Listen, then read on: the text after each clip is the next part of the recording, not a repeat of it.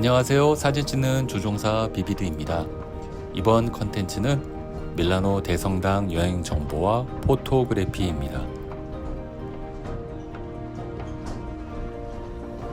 두오모는 이탈리아어로 도시를 대표하는 성당에 붙이는 명칭인데 하나님의 집을 의미하는 라틴어 누모스가 어원입니다. 또한 두오모는 영어로 돔, 반구형 지붕이란 뜻도 있습니다. 그러면 본격적으로 밀라노 대성당에 대하여 알아보겠습니다. 밀라노 대성당 입장을 위한 예매 방법으로는 공식 홈페이지에서 예매하는 방법, 그리고 마이 리얼 트립에서 예매하는 방법이 있습니다. 공식 홈페이지는 영어로 변환되기 때문에 예약하기가 어렵지 않습니다. 성당만 볼 것인지, 성당과 테라스도 같이 볼 것인지, 테라스를 보러 올라갈 때 계단으로 올라갈 것인지, 아니면 엘리베이터를 이용할 것인지, 가이드의 설명을 들을 것인지 구분하고 있는데요. 저는 여러분의 편한 여행을 위해 엘리베이터를 타고 올라가 테라스를 방문 후 성당을 볼 수 있는 티켓을 추천드립니다. 입장 시간은 아침 일찍 방문하거나 일몰 전 1시간 30분 전에 방문하시는 것을 추천드립니다. 이 밀라노 대성당은 14세기 공사를 시작하여 20세기에 와서야 완공된 약 600여 년에 걸친 건축 역사를 가지고 있습니다. 1386년 대주교 안토니오 다 살루초가 밀라노 정중앙 지점으로 모든 주요 도로가 뻗어나가는 자리에 십자가 형태의 고딕 양식의 대성당을 짓겠다는 계획을 세웠습니다.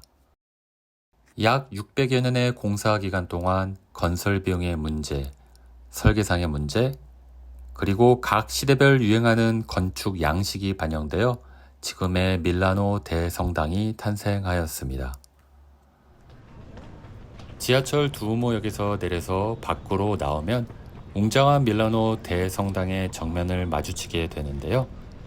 밀라노 대성당은 대주교 안토니오 다 살루초의 계획처럼 현재 밀라노의 중심이자 만남의 광장으로 많은 관광객이 모이는 곳이기도 합니다. 밀라노 두오모의 정면은 디자인이 여러 번 변경되었습니다.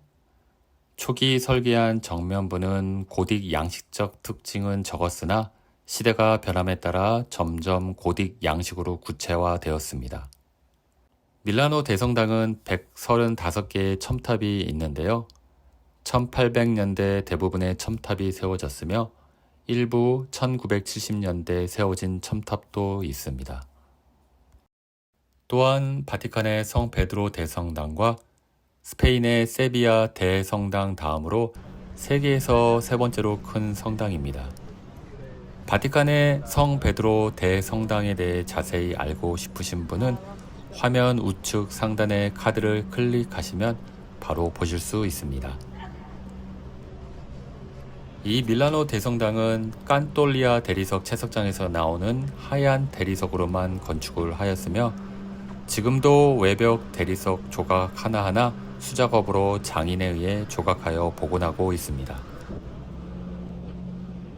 바티칸의 성 베드로 대성당과 밀라노 대성당을 비교하면 고딕 건축 양식을 쉽게 이해할 수 있는데요.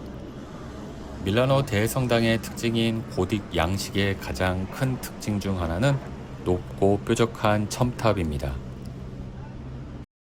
높고 뾰족한 첨탑은 둥글거나 네모 반듯한 형태로 건축된 로마네스크와 전혀 다른 부분입니다. 높은 첨탑은 신과 조금이라도 가깝게 다가서겠다는 당시 사람들의 생각이 담긴 결과물입니다. 높은 석조 건축물의 무게를 지탱하기 위해 벽이 두꺼운 것이 특징이고 천장의 무게가 상당해서 이를 지탱하기 위해 창문도 매우 적습니다. 그래서 어떻게 하면 건물 내부에 많은 빛이 들어오고 이 빛이 많은 이들에게 감동과 신앙심을 줄 수 있을까 하는 고민의 결과물로 건물 내부에는 많은 기둥이 있고 성경 말씀을 유리창에 그려놓은 스테인드 글라스로 발전하게 되었는데요. 이런 고딕 양식의 특징을 온전히 간직하고 있는 것이 바로 밀라노 대성당입니다. 그러면 지금까지 설명해드린 내용을 바탕으로 저와 함께 밀라노 대성당 안으로 가 보실까요? 엘리베이터를 타고 누모의 지붕, 테라스로 올라갑니다.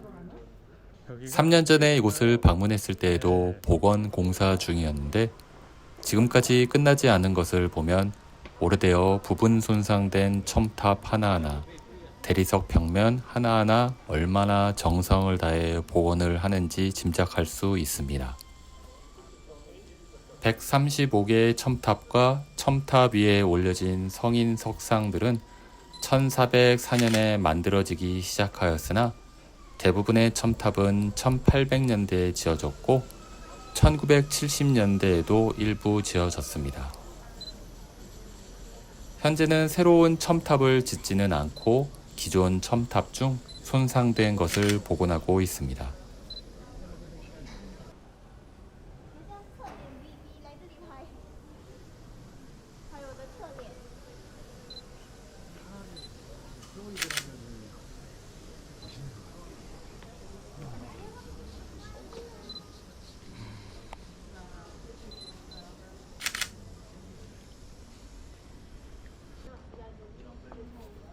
계단을 따라 올라가면 대성당 지붕에 올라가게 되는데요. 여기서 대성당의 제일 높은 첨탑과 돔을 보실 수 있습니다. 그러나 보시는 영상과 같이 아직까지 복원을 하고 있습니다. 원래의 모습은 지금 보시는 사진과 같습니다. 가장 높은 첨탑에는 금박을 입힌 마돈니나상이 있는데 이 마돈니나상은 밀라노시를 수호한다고 믿어서 1774년에 완공된 첨탑 꼭대기에 올려 세웠습니다. 이 마돈니나상까지의 높이가 108m나 된다고 합니다.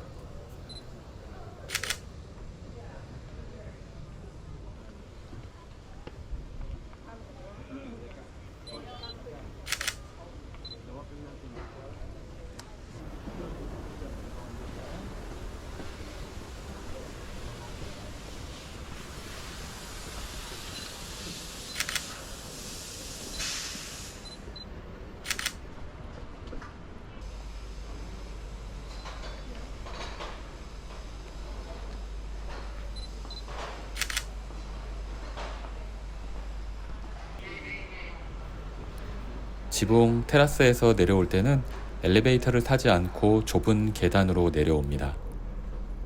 계단 중간 층마다 직사각형의 환기구가 있는데요. 이 직사각형의 환기구를 통해 들어오는 빛과 그 빛 사이로 보이는 대성당의 첨탑의 모습이 참 아름답습니다.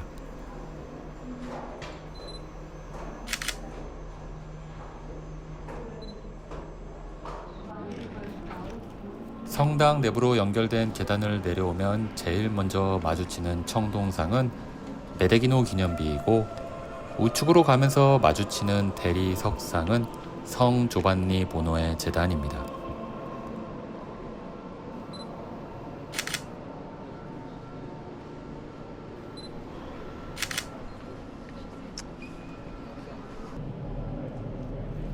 지금 보시는 영상의 석상은 성 바르톨로메오 석상입니다.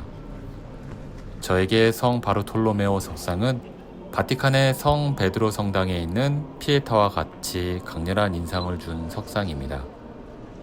바르톨로메오는 예수 그리스도가 임명한 12제자 중 한 사람인데요. 순교자 성 바르톨로메오는 소아시아, 인도를 거쳐 아르메니아에서 선교 활동을 하다가 그곳 사람들을 그리스도인으로 개종시킨다는 이유로 산채로 피부가 벗겨지는 참혹한 형벌로 순교했다고 전해지는 성인입니다. 1562년에 만들어진 이 석상은 참혹한 형벌로 순교한 성 바르톨로메오를 기르기 위한 것으로 몸 전체에 벗겨진 자신의 피부를 천처럼 두르고 서 있으며 석상 받침에는 해부학에 대한 풍부한 지식을 바탕으로 예술적인 면을 살렸다는 설명이 기록되어 있습니다. 그러면 잠시 영상과 사진으로 성 바르톨로메오 석상을 감상해 보시겠습니다.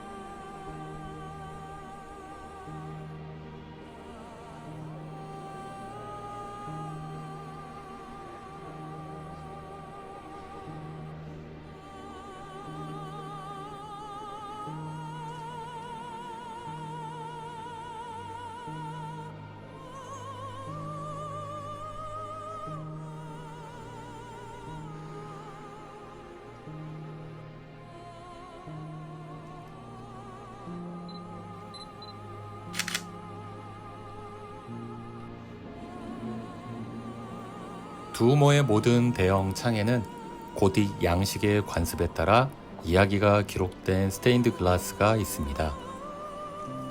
이 창들은 구약과 신약, 그리고 성모 마리아와 성인들의 삶에 대한 이야기를 해주고 있습니다. 스테인드 글라스를 통해 들어오는 빛과 무게 있는 고딕 양식의 건축 형태, 그리고 높게 뻗어 있는 많은 기둥이 있는 교회 내부의 모습은 나의 자신을 경건하게 만듭니다.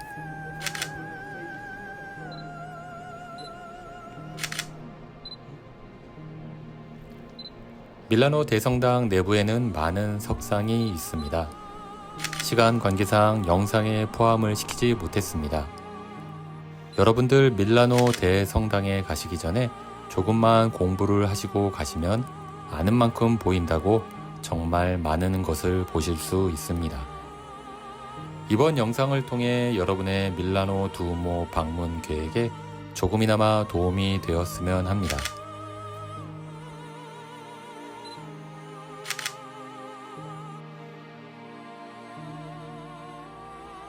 그러면 마지막으로 두오모 내부의 모습을 감상하시면서 다음 영상은 미국 샌프란시스코에서 다시 찾아뵙겠습니다. 다음 영상에서 다시 만나요. 안녕.